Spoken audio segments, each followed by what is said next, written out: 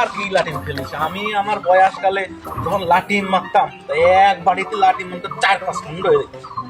এখন আর এই কি দেখাবো তোমাকে খেলা? খেলো তুমি যখন কইছো তাড়াতাড়ি ঘুরো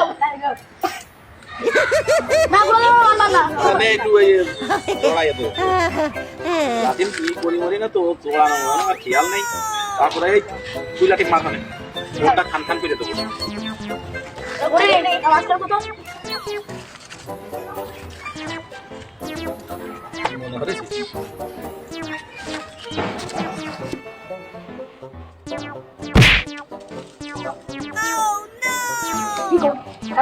মাটি তো স্লিপ করে দিছো ধরো ধরো ধরো ধরো